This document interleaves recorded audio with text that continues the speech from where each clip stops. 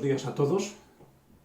A veces vivimos situaciones difíciles que se alargan en el tiempo. Queremos y pedimos ayuda a Dios, pero esas circunstancias permanecen. Y entonces a veces nos preguntamos ¿cuándo el Señor va a actuar en nuestro favor? Bien, vamos a tratar de responder a esta pregunta utilizando la experiencia de Mardoqueo. Nos encontramos en Susa, la capital del Imperio Medo-Persa. Mardoqueo es funcionario del Estado. Su labor está vinculada a la Casa Real. Dice el texto, Esther 2.7, Mardoqueo había criado a Hadasa, que es Esther, hija de su tío, porque era huérfana de padre y madre. Bueno, pues precisamente cuando Esther ya se ha convertido en reina, Mardoqueo vive una situación muy excepcional, puesto que recibe una información que tiene que ver con dos oficiales del rey que están organizando el asesinato del monarca. Bien, esta información la comparte con las autoridades competentes y finalmente estos dos oficiales son ahorcados.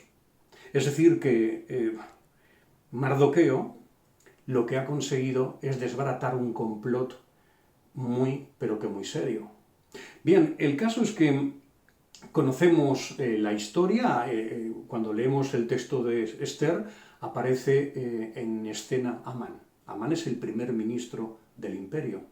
Y vamos a leer el versículo que nos habla del origen del problema entre Amán y Mardoqueo. Dice, capítulo 3, versículo 2, todos los siervos del rey que estaban a la puerta del rey se arrodillaban e inclinaban ante Amán, porque así lo había mandado el rey. Pero Mardoqueo, ni se arrodillaba, ni se humillaba. Conocemos la historia, la venganza de Amán va a ser brutal, puesto que va a organizar la muerte, el asesinato de Mardoqueo y también el exterminio de los judíos que estaban dentro del imperio medo-persa.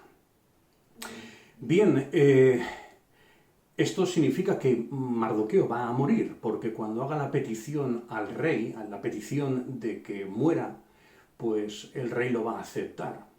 Esta es la sugerencia que le ha hecho en realidad su mujer, la mujer de Amán y unos amigos, que le proponen, oye, pues manda construir una horca y luego pídele al rey que Mardoqueo muera en esa horca. A Amán le parece una buena idea y esa es la decisión que ha tomado. Pero fijaos qué interesante, porque justo esa noche, la noche antes del momento en el que Amán va a pedir la muerte de Mardoqueo, al monarca pues no le entra el sueño y lo que hace es pues entretenerse revisando las crónicas de su reino. Y entonces se encuentra un capítulo que le llama la atención, y es que un tal Mardoqueo desbarató un complot contra él, contra su persona.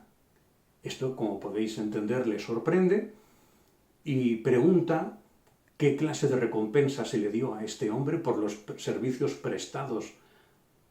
La respuesta es nada. Al día siguiente, Amán va a encontrarse con el rey con la intención de pedir la cabeza de Mardoqueo. Pero el rey, sin saberlo, se adelanta, y fijaos lo que dice el texto. Nos encontramos en el capítulo 6, versículo 6. Entró Amán y el rey le preguntó, ¿qué se hará al hombre a quien el rey desea honrar? Amán pensó, ¿a quién deseará honrar el rey más que a mí? Bueno, entonces Amán lo que hace es una serie de sugerencias, pensando que lo que él va a proponer es lo que el rey va a hacer, y que esas iniciativas tienen que ver con el ensalzamiento personal de Amán. Él dice, por ejemplo, pues que se le dé un vestido del rey, que se le dé el caballo del rey, que vaya dando un paseo por la ciudad para ser honrado por el pueblo, que se le dé la corona del monarca. En fin, todo pensando en lo que se supone que él va a gozar. Por eso la sorpresa tuvo que ser mayúscula. Leemos el texto. Esto es lo que le dice el rey a Amán. Date prisa, toma el vestido y el caballo como tú has dicho, y hazlo así con el judío Mardoqueo, que sirve a la puerta del rey. No omitas nada de todo lo que has dicho. Es decir, que unas horas antes de morir, porque seguramente hubiera sido casi automático, unas pocas horas antes de morir, Mardoqueo es ensalzado por el rey, ensalzado entre el pueblo.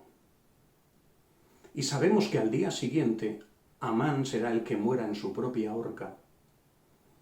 Y Mardoqueo va a convertirse en el primer ministro del imperio.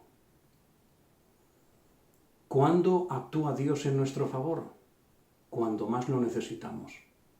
Y permitidme que os mencione casi muy brevemente otro ejemplo que encontramos en la Biblia, que es David. Este relato lo podéis leer en el primer libro de Samuel, capítulo 29.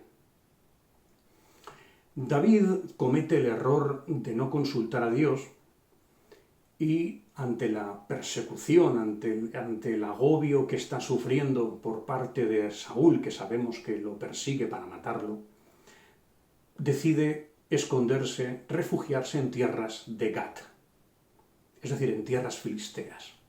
Y ahí nos encontramos con el rey Aquis, que es el que le va a proteger. Y la verdad es que le va a ir bien a David, porque durante 1 año y 4 meses que dice el texto, David y sus 600 hombres vivieron tranquilos.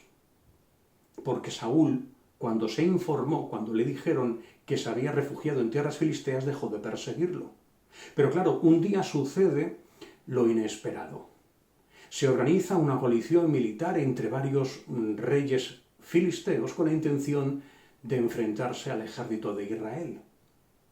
Y el rey le pide que forme parte de esa batalla, que le acompañe. David evidentemente no puede negarse. Os podéis imaginar la situación que vive David, teniendo que preparar sus armas, sus caballos, a sus hombres, para enfrentarse contra su pueblo. Él del lado de los filisteos, enemigos de Israel, e Israel, pueblo al que él va a gobernar en su momento. La situación tuvo que ser bastante difícil. El caso es que llega el día y dice el texto que David acompaña al rey Aquis, y que están en la retaguardia.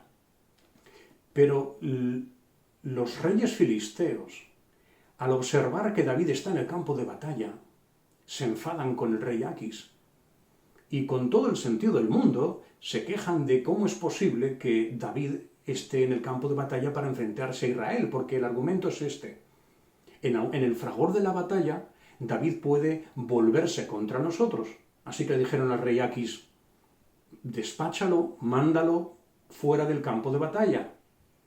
Y Aquis finalmente le tuvo que pedir a David que se fuera, y así lo hizo, tanto él como sus 600 hombres. Dios actuó por misericordia de David y sus 600 guerreros en el momento más delicado, justo antes de iniciarse las hostilidades bélicas. ¿Cuándo actúa Dios en nuestro favor? Cuando más lo necesitamos. Que Dios os bendiga.